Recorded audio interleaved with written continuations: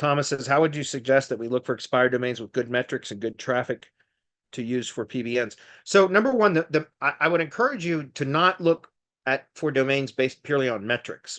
Instead, look at relevance factors, which is what I teach at Semantic Mastery. I teach exactly what I do for my link building business at Semantic Links in our mastermind. Like literally, guys, like there's no stone unturned. I'm 100% open book about everything that I do in our mastermind.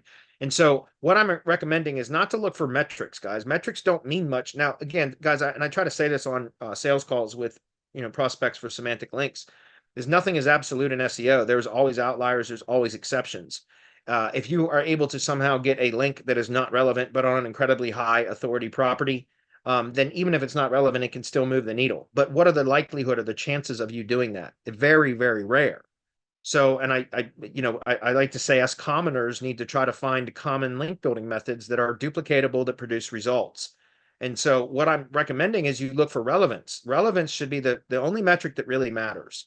Now, if you're looking at a couple of potential domains or more than one potential domain, and you can determine that all of them are relevant, then you can use third-party metrics like DR or DA or whatever metric it is that tickles your fancy.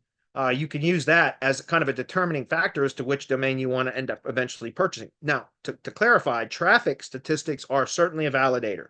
That is one of the most valid kind of signals that I can say is a metric that I would look for if possible.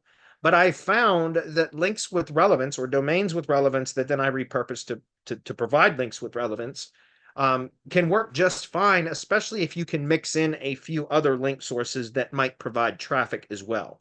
Because what I found is it's very difficult to find decent domains, at least at scale. If you're doing this very kind of in small batches for like one client here or a couple of clients or something like that, you may be able to take and have the time to devote to hunting down domains that have both relevance and traffic. But it's going to be difficult, and you're going to have to sort through a lot of dirt to find the gold, right? Like that's just the nature of the game. But if you are looking for domains with relevance, but not necessarily traffic, you're going to have a lot more available opportunity to you. And what I have found with my own local SEO agency, because we use Semantic Links, which is what Semantic Links proper name, meaning our links specifically, or Semantic Links, the general term, meaning links with relevance.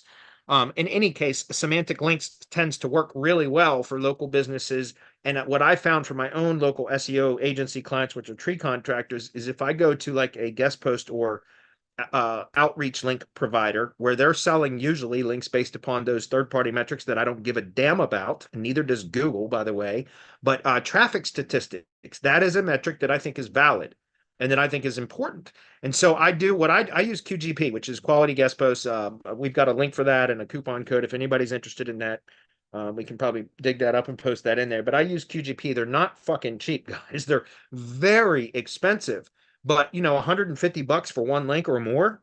But what I'm looking for there are links with traffic statistics. And to answer your question, Thomas, what I tend to do when I'm looking for or building links to one of my own local SEO agency clients, not for white label services. But I'm just saying what I do for my own agency clients is I do mostly semantic links, which are links with relevance, either topical or geographic relevance. Okay, that's the most important metric. All those other third-party metrics, I don't care about. I don't even look at them. I mean that.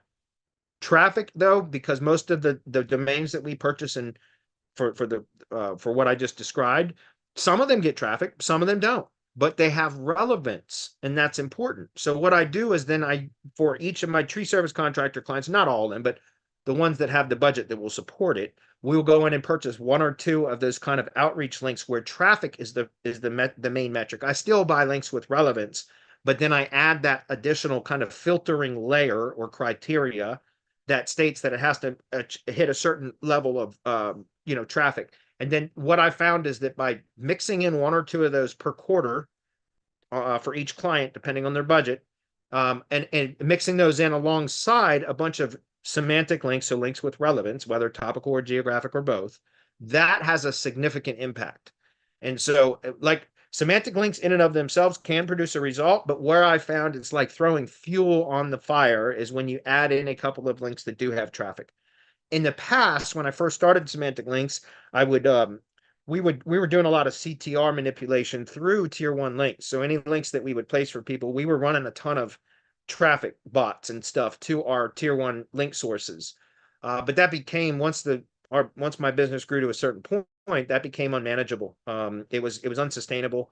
It was just too much work and too much. It really was. And so that's why, like I said, and then I found that honestly, if as long as you're mixing in a couple of links that do have, so other link sources, guys, that have some traffic metrics and statistics and things like that, or if you're doing CTR manipulation, you can run traffic through your own sites, etc. Again, just keep in mind long-term plays is you don't want to have to be running CTR traffic through all this stuff because it can become more work than what I care to do. Hopefully that's clear. So look for relevance first and foremost.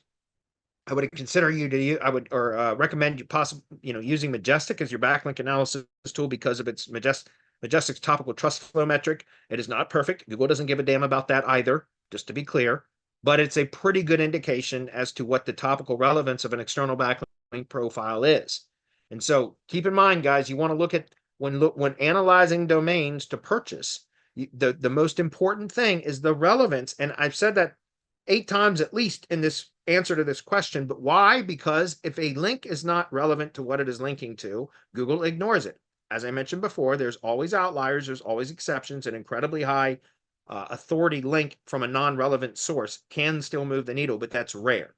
So if we're going to be focusing on finding domains, if you buy a domain purely on metrics and then you change the topical category of that site, you've rendered the backlinks pointing to that site irrelevant.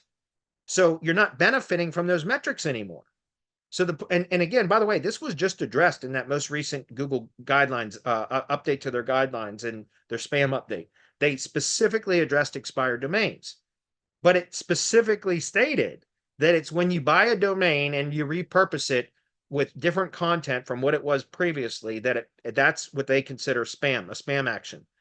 So if you're buying a domain and you are repopulating it with content that's in the same or very closely related category, then the backlinks that are pointing to it would still be relevant. So that's how you retain kind of the value of that domain. So that's why I said, stop looking at metrics. Look at relevance. The only relevance metric that I find that is accurate enough to be trusted for most of this is by looking at the topical trust flow categories, and that is looking at the external backlink profile pointing at that domain. You also have to analyze what was the topical content of the domain previously. You can do that with the Wayback Machine at archive.org. Just look at it and make sure that the content was doesn't have to be the exact same category, but a closely related topical category. Then, as I mentioned before, if you can identify potential domains with relevance and maybe traffic as well, then you can always then go and determine which of those domains you want to actually purchase and build out based upon third-party metrics if those are important to you. If that makes sense. But relevance is the most important thing to be considering there. Again, topical relevance for pushing organic, geographic relevance for pushing maps. Great question.